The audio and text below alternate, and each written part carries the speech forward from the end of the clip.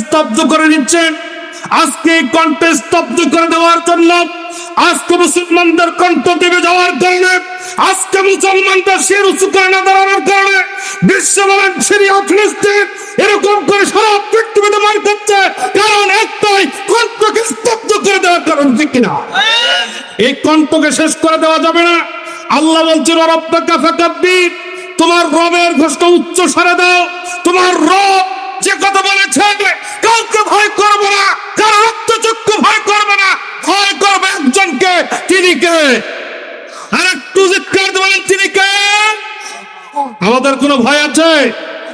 এই আল্লাহর দুনিয়ায়, এই আল্লাহর জমিনে, এই আল্লাহর খাজানাতে, এই আল্লাহর মসজিদে আমরা একজনকে ভয় করব, তিনি হলেন আল্লাহ। তিনি কে? আল্লাহ। আজকে আমাদের কণ্ঠ দেবে গেছে, দেবে যাওয়ার কারণে ধুক ধুক করে আজকে ভারত আমাদের উপর আধিপত্যগিরি দেখায়, কথা বলেন ঠিক কিনা? আজকে হাদিকে কেন তারা শুট করেছে খবর জানেন আপনারা? এই হাদিকে একমাত্র গুলি করার পিছনে একটাই কারণ, এই ভারতের বিরুদ্ধে ছিল হাদির কণ্ঠ, ভারতের বিপক্ষে হাদির কণ্ঠ চলেছে, বাংলাদেশের পক্ষে কথা বলেছে। এরা বুঝতে পারলো হাদিকে রাখা যাবে না। হাদিকে যদি দেশে রাখা হয়, আমাদের ওই বড় বড় বাংলাদেশের বড় বড় ইলিশ গুলার আমরা পাবো না। এখন হাদিকে সরাই দাও, কথা বলেন ঠিক কিনা? আজকে যদি সে কথা না বলতো তাহলে তার কিছুই হইতো না। আর ওইরকম ভাবে মুসলমানরা আজকে কথা না বলতে না বলতে এমন ভাবে নির্যাতন আর নিপীড়নের শিকার হচ্ছে, তারা দিন দিন এমন পর্যায়ে চলে যাচ্ছে, একজন হিন্দুর পরিচয় থাকবে ধর্মের, কিন্তু একজন মুসলমানদের পরিচয় মুসলমান পাওয়া যায় না, কথা বলে ঠিক কিনা? হিন্দু 12 মাসে 13 পূজা করে, কিন্তু মুসলমান 5 বার আযান দেয়, 6 বার তো নামাজ পড়ো না, কথা বলেন। মুসলমান 5 বার আযান দিচ্ছে, হাইয়া আলাস সালাহ, আসো নামাজের দিকে আসো, হাইয়া আলাল ফালাহ, কল্যাণের দিকে আসো। আর আমরা নাঙ্গল জঙ্গাল ঘাড়ে নিয়ে মাঠে যাচ্ছি, কথা বলেন ঠিক কিনা? আল্লাহ ডাকে জান্নাতে আর আমরা যাই জাহান্নামে। এই মুসলমান দিয়ে কি দিন কায়েম হবে? এই দিন কায়েম করার জন্য অটুট দিল রাখতে হবে। এই দিন কায়েম করার জন্য বসে থাকলে হবে না। এই দিন কায়েম করার জন্য রক্ত দিয়ে জীবন বুঝে রেখে কাজ করা লাগবে, কথা বলেন ঠিক কিনা? পারবেন তো ইনশাআল্লাহ? আমার জিন্দিগিতে এই যে এই বছরে যত মাহফিল করতেছে, এই জায়গায় এসে দেখতেছি এরকম একটা অবস্থা। আল্লাহ মাফ করে দিক, বলেন আমিন। যারা এখনো বাইরে আছেন, অনুরোধ করব মাহফিলের মঞ্চটাকে সুন্দর করেন, মাহফিলের মঞ্চটাকে সৌন্দর্যমণ্ডিত করেন। ভলান্টিয়ার ভাইদেরকে বলবো আপনারা দোকানপাটগুলো বন্ধ করে দেন। যারা এখন ওইদিকে আছে, দোকানপাট সম্পূর্ণ বন্ধ করে দিয়ে সবাইকে এদিকে নিয়ে আসো। আর যদি না চায়, আপনারা ভাই বাড়িতে গিয়ে ঘুমায় পড়েন, এটা তো লাভ আছে, কথা বলেন ঠিক কিনা? আল্লাহর কোরআন থেকে কথা হবে। কোথা থেকে? আল্লাহর কোরআন থেকে কথা। এই জায়গায় দেখা যাচ্ছে একদল মানুষ, আমি তো আসতে দেখলাম লোক ওইদিকে। এই লোকগুলো যদি এখানে আসে, আমার মনে হয় না এই জায়গাটা অসম্পূর্ণ থেকে যাবে, একবারে সম্পূর্ণ হয়নি। একটু কালে ভাইরা রাস্তা থেকে চলে আসেন, বলেন লা ইলাহা লা ইলাহা, বলেন লা ইলাহা লা ইলাহা লা ইলাহা লা ইলাহা লা ইলাহা ইল্লাল্লাহু মুহাম্মাদুর রাসূলুল্লাহ। কইরে খালি দমন এসেছে নতুন বদল, কইরে খালি দমন এসেছে নতুন বদল, কইরে সেই দিগ্বিজয়ী নবীন মুজাহিদ। এখনো কি গাইতে হবে ঘুম ভাঙানি গীত, এখনো কি গাইতে হবে ঘুম ভাঙানি গীত। কইরে খালি দমন এসেছে নতুন বদল, কইরে খালিদ ওমর, এসেছে নতুন বাদর, কইরে সেই দিগ্বিজয় নবীন মুজাহিদ। এখনো কি গাইতে হবে ঘুম ভাঙানি গীত, লা ইলাহা, জোরে লা ইলাহা, জোরে লা ইলাহা, লা ইলাহা, লা ইলাহা ইল্লাল্লাহু মুহাম্মাদুর রাসূলুল্লাহ সাল্লাল্লাহু আলাইহি সাল্লাম। আমি যে আয়াতে কারিমাটি তেলাওয়াত করেছি, আল্লাহ সুবহানাহু ওয়া তাআলা এই আয়াতটা এমন একটা সময় নাজিল করে দেন, একটু মনোযোগ দিয়ে শুনেন। এই আয়াতটা এমন একটা সময় নাজিল হইল যেই সময় ওই সব লোক কাফের, ইহুদি, খ্রিস্টান, নাসারারা রাসূলকে নিয়ে ষড়যন্ত্রে মেতে উঠেছে। কেন ষড়যন্ত্র করে? কারণ হলো একটাই, রাসূল কালেমার দাওয়াত দিচ্ছেন, লা ইলাহা ইল্লাল্লাহু মুহাম্মাদুর রাসূলুল্লাহ। সমস্যা তাদের এক জায়গায়, সমস্যা তাদের এক জায়গায়। এই আয়াতে কারিমাটায়, এই আয়াতটি এমন একটা সময় নাজিল হইল, আল্লাহ রাসূল সাল্লাল্লাহু আলাইহি সাল্লাম যখন মক্কার মানুষের বাড়িতে বাড়িতে গিয়ে কালেমার দাওয়াত দেওয়া শুরু করলেন, আবু বকর, ওমর, ওসমান এরকম করে মানুষের বাড়িতে বাড়িতে দাওয়াত দিতে লাগলেন। দাওয়াত দেওয়ার পরে মানুষগুলো বুঝতে পারলো এই কালেমা এমন একটা কালেমা যেটা রাসূল বলার সাথে সাথে কেন যেন অন্তরের মধ্যে লেগে যায়। সুবহানাল্লাহ। এক দুইজন নয়, মক্কার মধ্যে মানুষগুলো যখন কালেমা গ্রহণ করা শুরু করে দিল, এক দুই দিন নয়, মাসের পর মাস, বছরের পর বছর কালেমার দাওয়াত দেন মানুষগুলো, ঝাঁকে ঝাঁকে কালেমার দাওয়াত গ্রহণ করেন। এই চিত্র যখন আবু জাহেল, উতবা, সায়বা এরকম করে, ওই সময় বড় বড় যারা লিডাররা ছিল তারা দেখতে পাইল অবস্থা খারাপ, মক্কার মানুষগুলো তো সবাই কালেমা পড়ে মুহাম্মাদের ধর্মে ধর্মান্তরিত হয়ে যাচ্ছে। না না না, কি করা যায়? সবাই মিলে এক জায়গায় বসলেন, গোল মিটিং বসাইলেন। বসানোর পরে বলতেছেন, ও আবু জাহেল, কি করতেছো? ওই যে তোমার ভাতিজা আব্দুল্লাহর পুত্র মুহাম্মদ মক্কার মানুষগুলোকে একে একে তার দলে নিয়ে যাচ্ছে। তার আল্লাহ নাকি একজন, সে নাকি আবার পয়গম্বর, সে নাকি তার আল্লাহর পক্ষ থেকে কিছু আয়াত নাজিল হয়, এগুলো দিয়ে নাকি সমাজ পরিচালনা করবে। আবু জাহেল ডাক দিয়ে বলেন, সমস্যা কি তাতে? উতবা, সায়বা ডাক দিয়ে বলেন, ও আবু জাহেল, তুমি জানো না, তুমি জানো না তার পক্ষ থেকে যে কথাগুলো আসতেছে, সে যে কথাগুলো বলতেছে সব কথা সঠিক কথা, এর মধ্যে কোনো বেঠিক নাই, কোনো ভুল নাই, কোনো সন্দেহ নাই। এই কথাগুলো যদি মানুষের দ্বারে দ্বারে পৌঁছাইয়া যায়, আবু জাহেল, তোমার মসনদ থাকবে না, তোমার ক্ষমতাও থাকবে না। এখন এই সময় এই মুহাম্মদকে কেমনে দমানো যায় চিন্তা করো। আবু জাহেল বিশ্বাস করলেন না। আবু জাহেল মুহাম্মদের বাড়িতে গেলেন, গিয়ে দেখলেন আবু বকর রাসূল সাল্লাল্লাহু আলাইহি সাল্লামের সামনে বসে আছেন, কালেমা পড়তেছেন, লা ইলাহা ইল্লাল্লাহু মুহাম্মাদুর রাসূলুল্লাহ।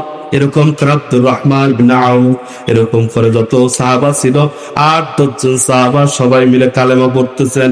আবু জাহেল দেখে মাথা খারাপ হয়ে গেছে, খারাপ হয়ে বাড়িতে এসে সবাইকে ডাক দিয়েছে, উতবা, সায়বা সবাই আসুন। সবাই মিলে বসে পড়ছেন। বসার পরে পরে সিদ্ধান্ত নিচ্ছে কি করা যায়, কি করা যায়। আবু জাহেল বলতেছে, এই মুহাম্মদকে এই জায়গায় রাখা যাবে না, একে যদি মক্কার মধ্যে আর কিছুদিন রেখে দাও, আমাদের ২ নাম্বার সব বন্ধ হয়ে যাবে, নারী নিয়ে খেলা বন্ধ হয়ে যাবে, মদের আসন বাসন সবকিছু নষ্ট হয়ে যাবে। এখন এই সময় এই মুহাম্মাদের পথটাকে রুদ্ধ করে দিয়ে তাকে একবারে দুনিয়া থেকে সরায় দিয়ে দাও। তারা সিদ্ধান্ত গ্রহণ করতেছে। উতবা, সায়বা, আবু লাহাব ডাক দেবেন, আবু জাহেল, ও জামাই, তুমি কি বলতেছো? ওই আব্দুল্লাহর পুত্র মুহাম্মদকে মারতে দেব না, তোমরা আরো ভালো পরামর্শ গ্রহণ করো। তারা পরামর্শ ওই দিন নিতে পারলো না। পরের দিন আবার বসছে পরামর্শ করার জন্য। যখন পরামর্শ শুরু হয়ে গেছে, এমন সময় সিরিয়া থেকে একজন বয়স্ক ব্যক্তি আসছে, সেই ইবলিস শয়তান। কি আসছে? ইবলিস শয়তানের রূপ ধারণ করে আসছে। ইবলিস শয়তান এসে বলতেছে, আবু জাহেল, আমি সিরিয়া থেকে এসেছি, তোমাদেরকে একটুখানি আমি সোজা পথ দেখাই, কেমনে মুহাম্মদকে তোমরা হত্যা করবা। আবু জাহেল ডাক দিয়ে বলে, ও বয়স্ক ব্যক্তি, তুমি কে? তোমার পরিচয় জানি না, তুমি এই ক্যাবিনেটের মধ্যে বসতে পারবা না, তুমি এই সংসদে বসতে পারবা না। ওই ব্যক্তি বলতেছে, আমি আর কেউ না, আমি স্বয়ং ইবলিস, তোমার এই এই পরিবেশের মধ্যে আমি এসেছি যাতে তোমাদেরকে কিছু পরামর্শ দিতে পারি। আবু জাহেল বলতেছে, ভালোই হইল। আল্লাহ রাব্বুল আলামিন এমন সময় রাসূলকে ডাক দিয়ে বলেন, ইয়া রাসূলুল্লাহ, ইয়া হাবিবাল্লাহ, তারা আপনার বিরুদ্ধে ষড়যন্ত্র করে। ওয়া ইদ ইয়ামকুরু বিকাল্লাযীনা কাফারু লিয়ুসবিতুকা আও ইয়াকতুলুকা আও ইউখরিজুকা ওয়া ইয়ামকুরুনা ওয়া ইয়ামকুরুল্লাহ। আল্লাহু আকবার। একটু চিৎকার বলেন আল্লাহু আকবার। আল্লাহর গোলামের এক দুইটা নয়, তিনটা ষড়যন্ত্র করলো। কয়টা? তিনটা ষড়যন্ত্র করলো। এক নম্বর ষড়যন্ত্র করলো, লিয়ুসবিতুকা, তোমরা তাকে একবারে বন্দী করে ফেলো, আটক করে ফেলো, তাকে আর এইভাবে রাখবা না, এমন ভাবে আটক করে ফেলো সে যাতে আর বের হইতে না পারে। আল্লাহর গোলাম, আমরা তো চিন্তাও করি না, গবেষণাও করি না। এই গবেষণা করে করে এই যে 16টা বছর আলেমদেরকে আটক করলে, কোন চিন্তা আটক করছে তা আমি কোরআন পড়ি আলেমদেরকে আটক করেছে, ঠিক কিনা? ওরা কোরআন পড়ে কিভাবে আলেমদেরকে পদরুদ্ধ করে দেওয়া যায়, আলেমদেরকে কিভাবে নষ্ট করে ফেলা যায়, আলেমদেরকে কিভাবে পথ বন্ধ করে দেওয়া যায়, ওরাও কোরআন পড়ে আলেমদের বিরুদ্ধাচরণ করে, কথা বলে ঠিক কিনা? আপনি কি মনে করতেছেন আমরা তো গোস্তের মধ্যে আল্লাহ দেখলে পাগল হয়ে যায়, ওই গোস্তর কাছে এসে কত আমানত আর বিমানত করি, কিন্তু আল্লাহ বলতেছেন তোমাদের যত আমানত আছে, তোমাদের যত চাওয়া আছে, চাও একজনের কাছে, তিনি কে? আল্লাহ। আল্লাহর কাছে চাইলেই তো সব দেয়। আমরা যাই পীরের দরবারে, আছে না নাই? আছে না? খাজা বাবার দরবারে যাই, গাজা বাবার দরবারে যাই, কত বাবা, ন্যাংটা বাবা, ওদের কাছে গিয়ে গিয়ে বলি, বাবা একটা সন্তান দে, আর ওই বাবারে তো সন্তান নেই, কথা বলে ঠিক কিনা? বাবা তোমার সন্তান দিবে কোথার থেকে? একটু চিন্তা করে দেখে। এই যে আমরা ঈমান গুলো নষ্ট করে ফেলতেছি, এর জন্য ঈমান নষ্ট হয়ে গেলে কি আমরা জান্নাতে যেতে পারবো? জান্নাতে যাওয়ার জন্য কি করতে হবে? এই কোরআনটাকে আঁকড়ে ধরা লাগবে। আল্লাহর গোলাম, আল্লাহ রাব্বুল আলামিন রাসূলকে ডাক দিয়ে বলতেছেন, ইয়া রাসূলুল্লাহ, ইয়া হাবিবাল্লাহ, ইয়া রাহমাতুল লিল আলামিন, আপনি কি চিন্তা করতেছেন? আপনার বিরুদ্ধে তারা এক দুইটা নয়, তিনটা ষড়যন্ত্র করতেছে। এক নম্বর হইলে আপনাকে বন্দী করে ফেলবে, 2 নম্বর আপনাকে হত্যা করে ফেলবে, 3 নম্বর হইলে আপনাকে দেশ থেকে বিতাড়িত করে দেবে। এই 3টা ষড়যন্ত্র তারা করবে। আল্লাহ রাসূল আল্লাহকে ডাক দিয়ে বলেন, ইয়া রাব্বুল আলামিন, তারা তো 3টা ষড়যন্ত্র করছে, আপনি কি বলেন? আল্লাহ রাব্বুল আলামিন বলেন, ওয়ায়ামকুরুনা ওয়ায়ামকুরুল্লাহ ওয়াল্লাহু খায়রুল মাকিরিন। ও মুহাম্মদ, শুনে রাখো, তারা ষড়যন্ত্র করছে, আমি আল্লাহ কৌশল করেছি। আর শুনে রাখো, তোমার আল্লাহর কৌশল সব থেকে শক্তিশালী কৌশলের কাছে ওদের ষড়যন্ত্র কখনো পাত্তাও পাবে না। বলেন আল্লাহু আকবার। আরো যারা চিৎকার দিবেন আল্লাহু আকবার। আল্লাহর গোলামেরা আল্লাহ রাব্বুল আলামিনের জন্য কত সুন্দর করে জানায় দেয়, ওয়া মাকারু ওয়া মাকারাল্লাহ ওয়াল্লাহু খায়রুল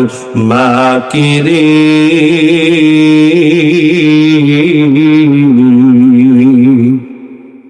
ওরা ষড়যন্ত্র করে, আল্লাহ বলতেছেন ওদের ষড়যন্ত্রের সাথে তোমাদের কি? ও তো ষড়যন্ত্র করেছিল যে তোমাদেরকে হত্যা করবে, ট্রাইব্যুনাল বানাবে, ওই ট্রাইব্যুনালে তোমাদেরকে হত্যা করে করে শেষ করে দিবে। আল্লাহ বলতেছেন তুমি যেই ট্রাইব্যুনাল বানাইলা, ওই ট্রাইব্যুনালে তোমারও ফাঁসি হবে। আল্লাহ কি বলেন নাই তুমি কি বলতেছো, কি চিন্তা করতেছো? আল্লাহ উত্তম কৌশলবিদ। তুমি দুনিয়াতে কি চিন্তা করবা, কি কৌশল করবা? আল্লাহর গোলামেরা আল্লাহ রাব্বুল আলামিনের জন্য বলেন, ও দুনিয়ার মানুষেরা, তোমরা যদি কোরআনের পথে থাকো, কোরআনের মতে থাকো, কোরআন অনুযায়ী জীবনটা পরিচালনা করো, এই কোরআন অনুযায়ী যদি নিজেকে প্রস্তুতি গ্রহণ করতে যাও, তাহলেও তোমাদের উপর তিনটা বিপদ আসবে। এক নম্বরে হইল তোমাকে মানুষ বন্দী করতে চাবে, তোমাদেরকে জেলখানায় দিতে যাবে। দুই নম্বরে হইল তোমাদেরকে হত্যা করতে চাবে। তিন নম্বরে হইল তোমাদেরকে দেশ থেকে বিতাড়িত করতে চাইবে। এই যেরকম ভাবে রাসূল তিনটা বিপদের মুখামুখি হয়েছে, এই দুনিয়ার জিন্দেগিতে যারা রাসূলের পথে থাকবে, রাসূলের উম্মত হয়ে থাকবে, কোরআনের পথে থাকবে, তাদেরকে এই তিনটা বিপদ এসে ঘিরে ধরবে। কথা বলেন ঠিক কিনা? এই তিনটা বিপদ এমন ভাবে ঘিরে ধরবে, রাসূল পাক সাল্লাল্লাহু আলাইহি সাল্লাম বলেন, আমি যখন কোরআনের দাওয়াত দিচ্ছি, তখন তারা আমাকে সহ আমার কিছু লোকদেরকে নিয়ে একবার আটক করে ফেললো। শিবে আবু তালিবে 1-2 দিন নয়, পরে 3 বছর তারা আমাকে শিবে আবু তালিবের মধ্যে কারাগারের মধ্যে রেখে দিল। শুধু তাই নয়, ওখান থেকে যখন বের করে দেওয়া হইল, মক্কার মানুষগুলো সব এসে ঘিরে ধরেছে, ও মুহাম্মদ, তুমি কি বেঁচে আছো? তুমি কি বেঁচে আছো? সব মানুষ যখন মুহাম্মাদের দিকে তাকাইছে, মুহাম্মদ সাল্লাল্লাহু আলাইহি সাল্লাম জবান দিয়ে বলছেন, আমি একজনের করুণায় বেঁচে আছি, তিনি হলেন আল্লাহ। তিনি কে? আল্লাহ রাসূল ওই শিবে আবু তালিব থেকে বের হয়ে যখন এই কালেমা পড়ছেন, লা ইলাহা ইল্লাল্লাহু মুহাম্মাদুর রাসূলুল্লাহ, 1-2 জন নয়, রাসূল বলেন ওই দিনে 100-200 নয়, 600 মানুষ কালেমা পড়ে মুসলমান হয়েছে। তারপরে রাসূল বলতেছে, তোমরা যখন এই কোরআনের পথে থাকবা, রাসূলের পথে থাকবা, রাসূলের উম্মত হবা, তখন তোমাদেরকে তিনটা বিপদ ধরবে। কয়টা বিপদ? তিনটা। আমার কথা বুঝতে পারতেছেন? তিনটা বিপদ। 1 নম্বর হলো তোমার জেলখানায় যাওয়া লাগবে, জেলখানায় তোমার যাওয়াই লাগবে। আর 2 নম্বর হইল তোমাকে হত্যা করার ষড়যন্ত্র করবে। 3 নম্বরে হইল তোমাকে দেশ থেকে বের করে দেবে। আপনি কি চিন্তা করতেছেন? মনে করতেছেন যে জান্নাত এতই সোজা? জান্নাত এত সোজা নয়। জান্নাত পাইতে গেলে আপনাকে আল্লাহর কোরআন অনুযায়ী নিজের জীবন পরিচালনা করা লাগবে, তাহলে আমরা সকলে জান্নাত। কথা বলেন, এত সোজা জান্নাত না। জান্নাতি হতে গেলে 1 নাম্বার কাজ হইল, জান্নাতি যদি আপনি হতে চান, তাহলে আপনাকে আল্লাহর দেওয়া কিছু বিধান, আল্লাহর দেওয়া কিছু আইন, আল্লাহর দেওয়া যে নীতিমালা, এগুলো পরিপূর্ণভাবে মানা লাগবে, তাহলে আপনি আল্লাহর জান্নাতি। আল্লাহর গোলামেরা, আল্লাহ রাসূল সাল্লাল্লাহু আলাইহি ওয়াসাল্লাম মানুষগুলোকে ডাক দিয়ে বলেন, ও মক্কার মানুষেরা রে, তোমাদেরকে তো আমি কালেমার দাওয়াত দিচ্ছি। কালেমার দাওয়াত দেওয়ার কারণেই তো আমার উপর এত জুলুম আর নির্যাতন আর নিপীড়ন। এমন একদিন রাসূল পাক সাল্লাল্লাহু আলাইহি সাল্লাম মক্কা থেকে বের হয়েছেন, কাবা ঘর থেকে বের হয়েছেন, হয় একটা লাল পতাকা হাতের মধ্যে এরকম করে নিয়ে উড়াচ্ছেন আর দৌড় দিচ্ছেন। পাহাড়ের উপর দিয়ে এরকম লাল পতাকা নিয়ে দৌড় দেন আর ডাক দেন, ও মক্কাবাসীরা রে, বড় বিপদ, বড় বিপদ, তোমরা কি আমার কথা শুনতে পাচ্ছ? মক্কার মানুষেরা যত দলমত গোত্র ছিল, সকলে বের হয়ে মুহাম্মদ সাল্লাল্লাহু আলাইহি সাল্লামের পেছন দিকে দৌড় দেন। সবাই যখন সামনের দিকে দৌড় দেয়, রাসূলও সামনের দিকে দৌড় দেন। সামনে গিয়ে বড় একটা পাহাড়ের কাছে দাঁড় হয়েছেন। দাঁড় হয়ে মুহাম্মদ সাল্লাল্লাহু আলাইহি সাল্লাম দাঁড়িয়ে বলতেছেন, ও মক্কার মানুষেরা, তোমরা কি আমাকে বিশ্বাস করো? ওই মক্কার যত মানুষ গেছে সবাই বলতেছে, হা হা, আপনাকে তো আমরা সব থেকে বেশি বিশ্বাস করি। আপনি কোনোদিন আমানতের খেয়ানত করেন নাই, আপনি কোনোদিন মিথ্যা কথা বলেন নাই, আপনি কারো কাছে কোনোদিন চোখ রাঙিয়ে কথা বলেন নাই, আপনি কোনোদিন অন্যায় আচরণ করেন নাই, আপনি যা যা বলবেন আমরা তাই মেনে নেব। রাসূল বলেন, ও মক্কার মানুষেরা রে, এই যে পাহাড়ের অতল গহ্বরে একদল শত্রু তোমাদেরকে আক্রমণ করার জন্য বসে আছে, আমি যদি বলি তোমরা কি বিশ্বাস করলি? বা ওই মক্কার মানুষেরা সবাই একসাথে বলতে লাগলো, হ্যাঁ অবশ্যই আমরা বিশ্বাস করে নেব যে ওই পাহাড়ের অতল গহ্বরে একদল শত্রু আসে, তুমি মুহাম্মদ যদি মুখ দিয়ে বলো। রাসূল পাক সাল্লাল্লাহু আলাইহি ওয়াসাল্লাম